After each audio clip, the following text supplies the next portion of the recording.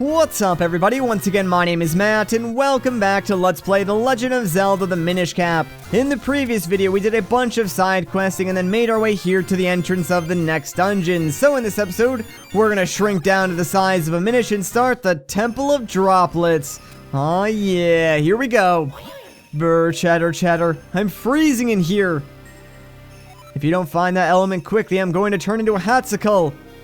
Hurry up, Link. Yeah, don't quit your day job as though you're not a comedian. There's the boss door, by the way. What? This floor is made out of ice. Be careful not to fall and freeze your backside to the floor, Link. Thank you, Captain Obvious. In all seriousness, though, as though is kinda right. The ice in this temple is probably one of the more annoying factors, and I really hate how much it slows you down. Because otherwise, though, I really do like the Temple of Droplets. It's pretty unique. However, it is incredibly linear, like to the point where it's kinda sad. There's no reason you should ever get lost when going through this particular temple. Anyways, yeah, pushing that lever causes the sun to appear. That's pretty interesting. Hey, the sunlight's shining through. Ah, it's so nice and warm. I can feel myself starting to defrost again. Alright, you know what, Eslo? I'm gonna stop reading your dialogue because it's kinda pointless.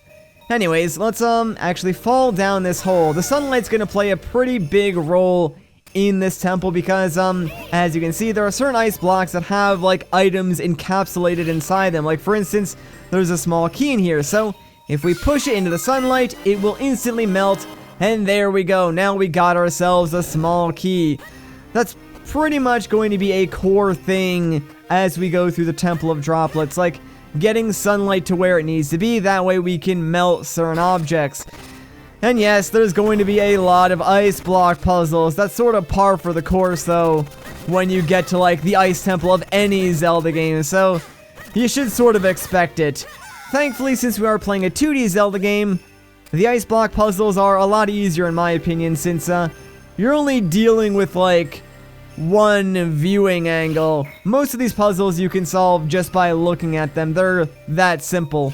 I will do my best to explain them though, so yeah, you want to keep that top block there, then just push this guy down, and then one more time to the left, and that should be it. Now we can just like bounce this block of ice off the others and eventually get it to the sunlight. This block does contain the boss key already, and we did see the boss door, so you might be thinking to yourself, wow, can we already get to the boss? And, well, technically yes. However, you'll see that we really can't fight it yet. I know that makes zero sense, but you'll see what I mean in a moment. Anyways, we do want to push this lever now because that's actually going to close up the hole in the floor in the room directly above us. And if you remember, yeah, that was sort of preventing us from like walking to that side where the staircase was. Now that we do have the boss key though, we just need to make our way back to the main room and, well, unlock the boss door. It seems kinda weird to do it so early on, but, yeah, that's kinda where we're at already. We're not anywhere close to being done with this temple though, because check it out. Hey, well done, Link. This looks to be the element, alright. But what would we do? We can't even touch it while it's trapped in that ice. We'll need to melt it off somehow. Gee, I wonder how we're gonna do that. And hey, a giant frozen Octorok. I bet that doesn't have any significance whatsoever. I'm sure it's definitely not gonna thaw out and be the boss of this dungeon. That'd be absurd. It's probably just an ice sculpture. Down here we got ourselves the dungeon map, something I will probably never use, but I guess it's pretty nice to pick up.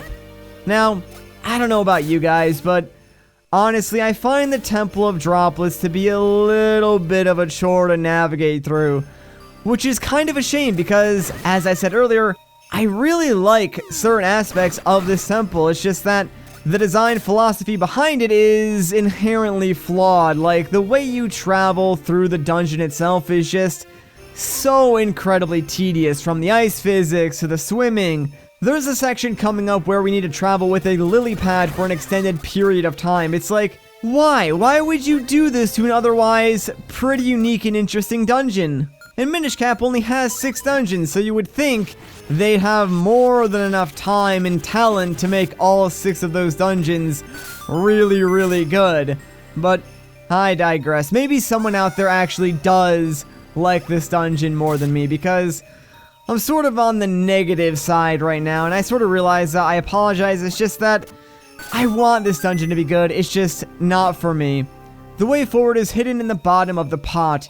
Even like this puzzle is pretty interesting, so it's a nice cryptic riddle. So what do? You swim over one screen and check it out. There's like a 2D representation of a pot, and of course if we swim down we can find ourselves a small key. Like, that's a pretty stinking cool puzzle, but that's like the only puzzle like that in this entire dungeon. So yeah, sadly it's not a common thing. Like, that's rare, unfortunately.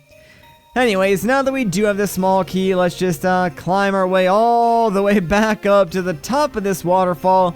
And we did pass a locked door on our way down, so that's exactly where we're going to use this small key. Believe it or not, this actually does connect us back around to the other side of like where we started swimming.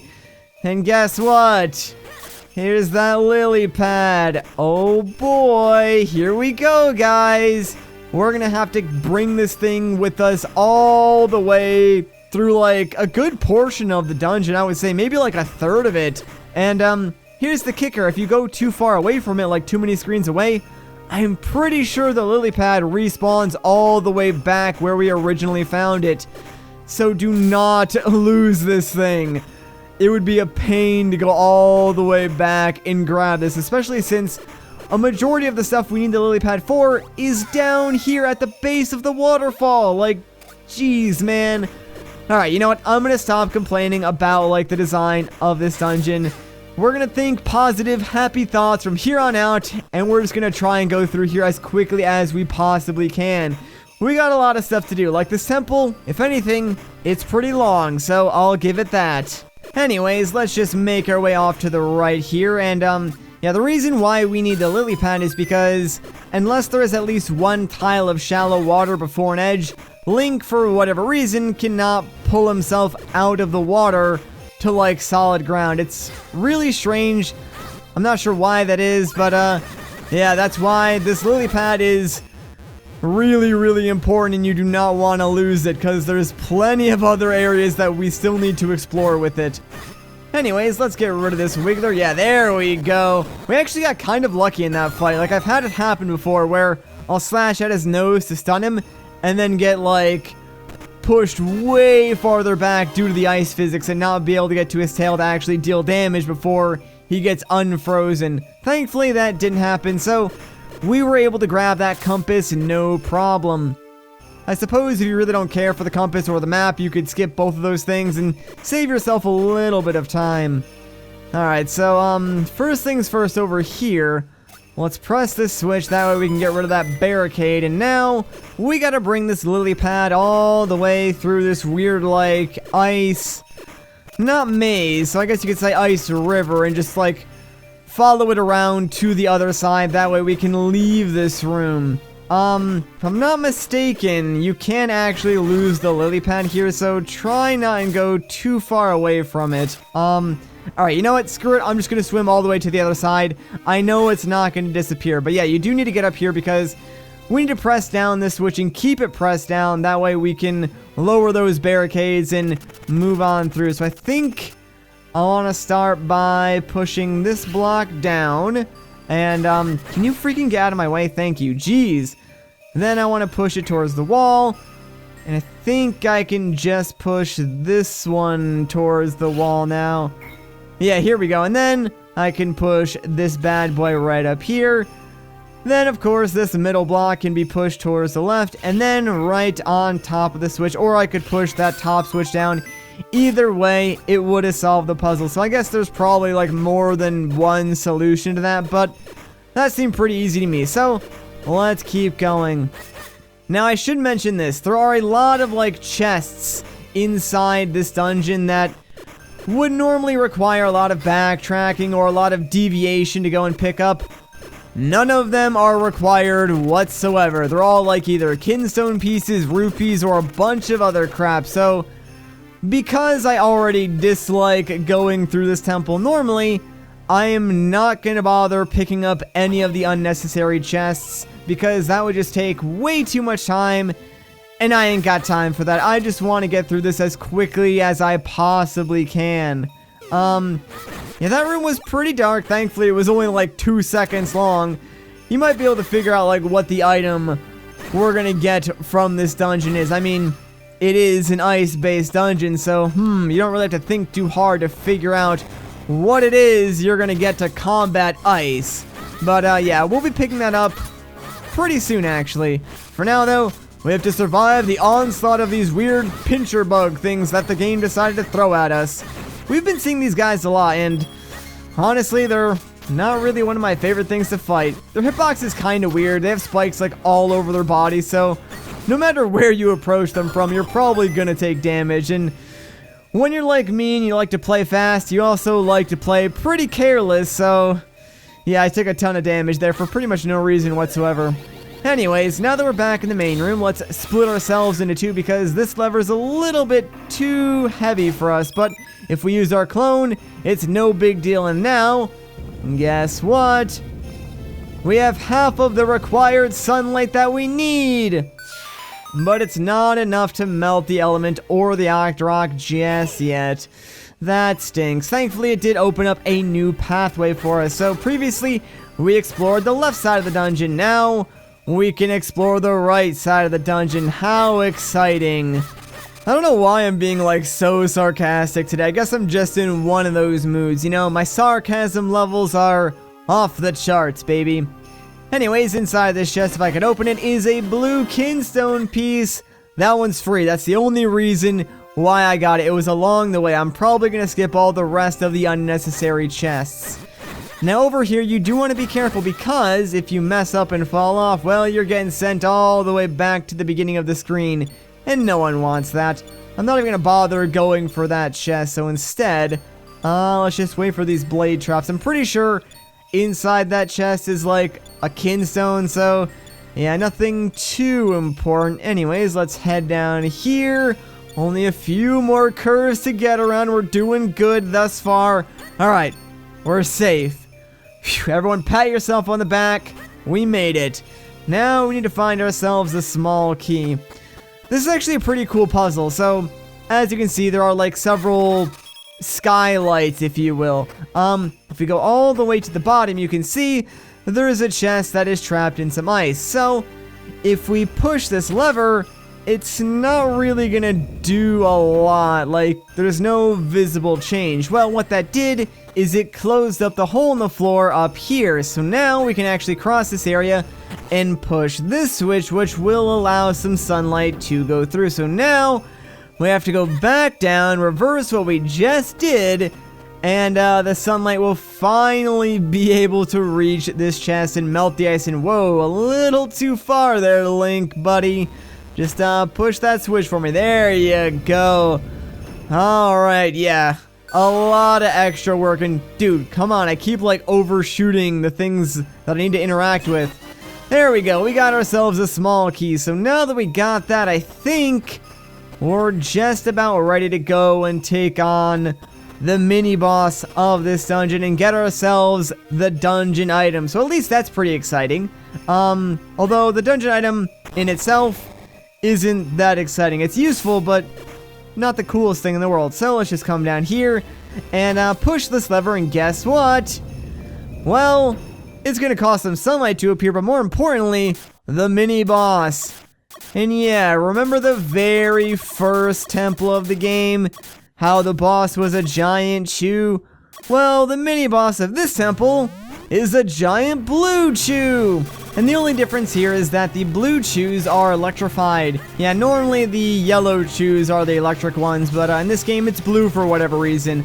Unfortunately, while they are pulsating with electricity, it makes them impossible to use the gush jar on. So, yeah, there's a lot of like unnecessary waiting in this fight. And I think that's sort of a thing that a lot of old school Zeldas have an issue with. I like to call it artificial difficulty because in no way does the electricity make the fight harder. All that's happening here is you're spending more time in this fight, and it's some weird like mental thing in games that, if you spend more time on something, it must inherently be harder, right? That's not true at all. You just sort of feel like it was harder because you invested more time into it. This is just as easy as the very first boss in the game. It's just that it's going to take us twice as long to finish the fight because we're going to be waiting around for opportunities to attack in.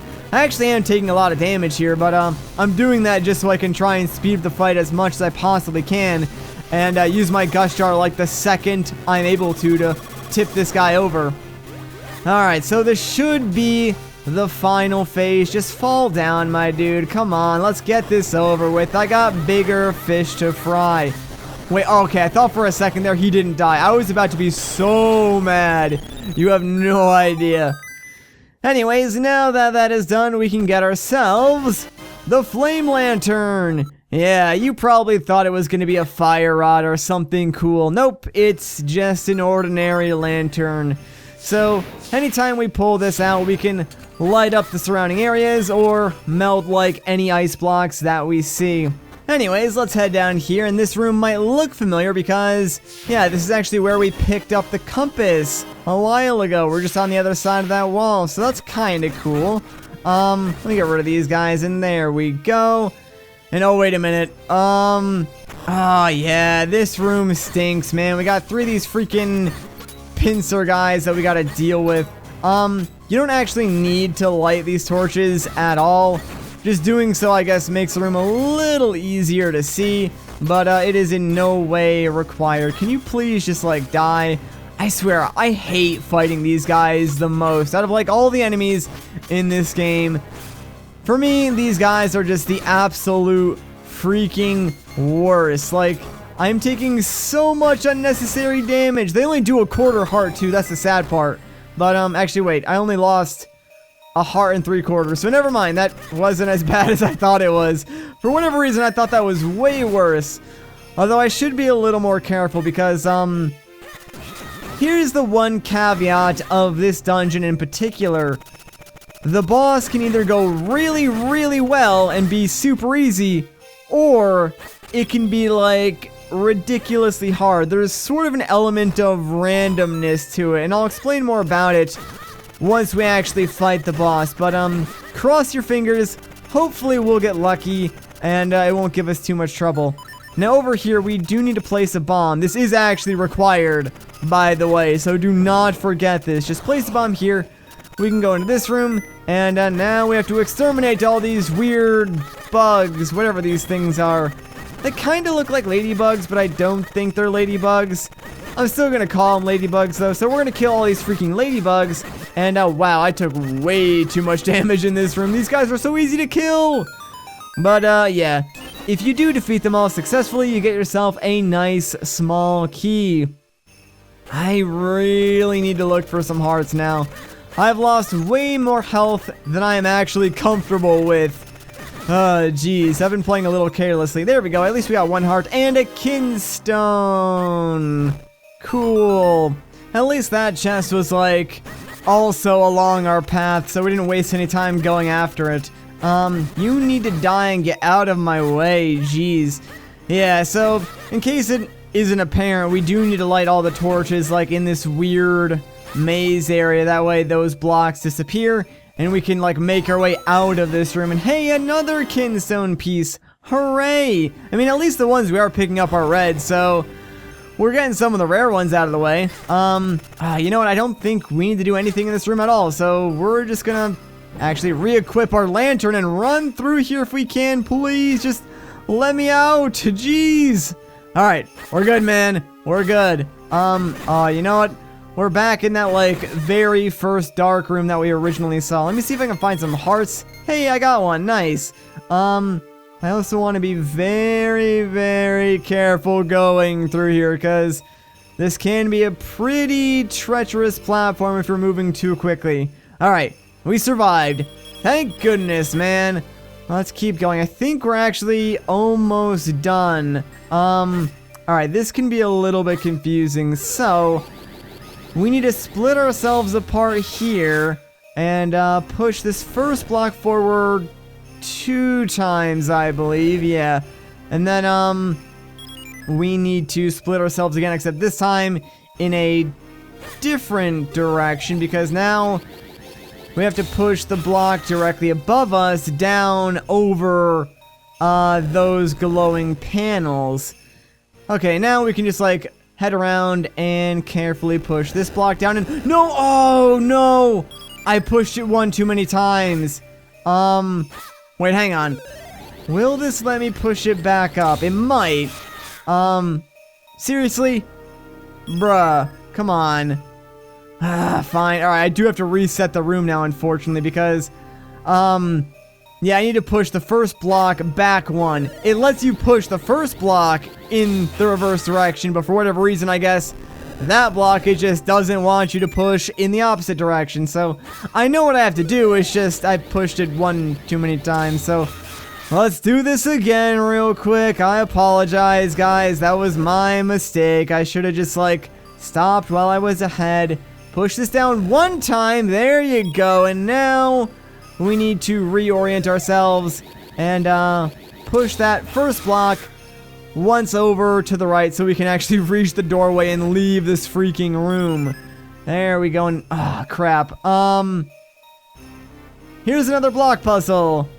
It looks kind of big. Don't worry, we don't need to push any of the bigger blocks. I think we have to push this one down and to the left, and I think that's actually it. Like, I think this second block is a red herring, so I'm going to leave that there. And what you want to do is actually split yourself into two and, like, walk your clone all the way down to the other side. And I did not want to put my clone there, freaking ice physics. Jeez. But yeah, you want to split yourself in two and walk down to the other side quickly. That way you can, like, step on the remaining two buttons at the same time. So let's just try and do this as quickly and safely as we can. I cannot cross over that weird looking rock. Actually, you know what? I think I do need to push this forward because it would have blocked my clone otherwise. And I don't think I would have been able to move quickly enough through it in order for it to, like, phase through the block without it breaking. So let's try this again. Now that the block is out of our way, we should be good. Like, the hardest part is getting around these corners, since you don't want to go too far, otherwise your clone will disappear like that. You know what, let me try doing it this way. This might seem kind of stupid, but I'm going to put the clone on the far wall and myself down here. It might be slightly easier to navigate through here, since I can sort of just, like, run up against this wall and not worry about myself phasing out of existence. And then I just gotta sneak around here. Alright, run, please. Yeah, we just barely made that, man. Holy crap. That one could be a little tough, not gonna lie. This one, super easy. Ta-da! Push the block forward. You're done. That's all there is to it. And yeah, for whatever reason, those ones, when they light you on fire, they make you go super fast. But the other one that lit us on fire like 2 rooms ago didn't do that. I don't know what the difference is, but whatever, I really don't care. Alright, so let's melt that, and now we need to split ourselves into 2 again. And guess what? Move some more blocks. Hooray! My favorite thing to do. Sorry, my sarcasm meter has reached maximum capacity again. I'm sort of like done with this dungeon, if you couldn't already tell. And it's a good thing, because we're actually almost done with the dungeon itself. In this room, what you want to do is light all 9 of these torches before one of them extinguishes themselves. It's actually not hard at all, especially if you use the momentum to your advantage. So yeah, there you go. Super simple.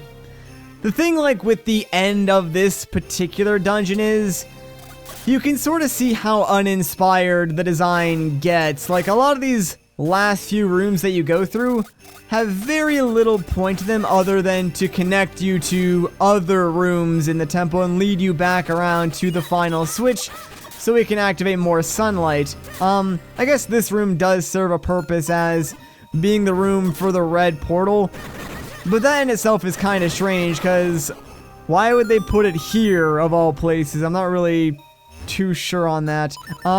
Oh, yeah, you can actually use the flame torch to burn down spider webs, which is kind of cool.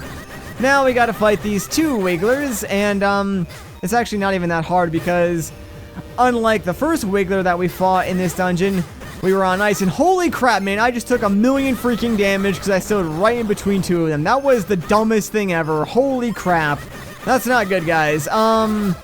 Yeah, I may need to, like, stop and go and find some hearts before we take on the boss, because we're at 6 right now, and I do not trust that amount of health versus the randomness that is this temple's boss. So, unless we get, like, a bunch of hearts between now and the boss, yeah, I might go and do that. And I really don't think that's gonna happen, because I'm pretty sure, like, the rest of this temple is just basically more or less empty rooms that take us to where the final switch is. So, hey, we got 1 heart at least. Not bad. It only cost us half a heart to get it.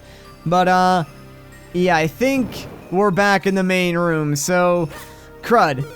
We're totally gonna have to go and farm for some hearts in a second. But for now, let's actually activate this switch. That way we can, hello? Can you please activate the freaking switch? Actually, wait.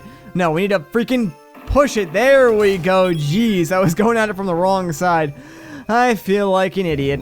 That's what I get for trying to go fast, I suppose. But, there we go. We finally did it.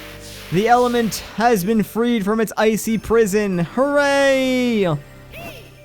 We did it, Link. Now we can take the element. That was a lot of trouble, but we finally did it. And what in blazes? Hey, something's not right here. Yeah, you don't say. What could it be? Oh no, it's an Octorok. What have we done? I can't believe it. What? What's this? That stupid Octorok stole our element. Don't just stand there. We gotta go get it, Link, now. Alright, don't worry, I'm on my way. Keep your brim in a bunch or whatever. Not bad. We got 2 hearts. If we could get, like, maybe a couple more, I would feel safe. Actually, I kind of want to be at full HP. So, you know what? That's what I'm going to do. I'm going to go and find some hearts, and I'll see you guys in a second. Alright, I'm back at close to full HP. I lost, like, a quarter heart on the way back here, but whatever. We should be fine. So, yes, the boss of this temple is a giant Octorok, or I guess it's technically a normal-size Octorok, and we're just small. But to us, it's a giant freaking Octorok. Now, here's the thing about this fight. The Octorok has, like, 2 main attacks. It can spit rocks at you, or it can try and suck you up.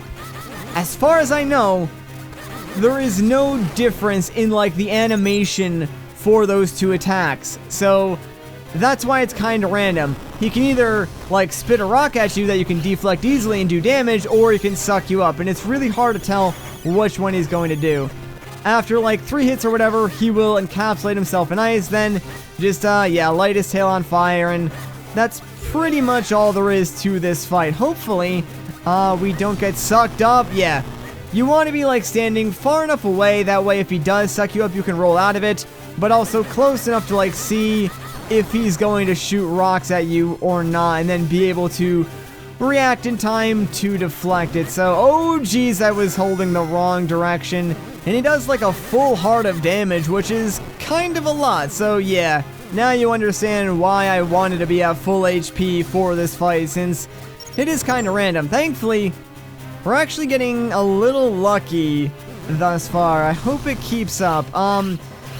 Whenever he turns into ice, you actually want to use his own momentum against him, because when he spins, he sort of does slide a little bit after he's done. So if you go the opposite direction, you should be able to get behind him and, yeah, light his tail on fire just like that. And really, dude, really, I don't even know how he actually got me there, but okay.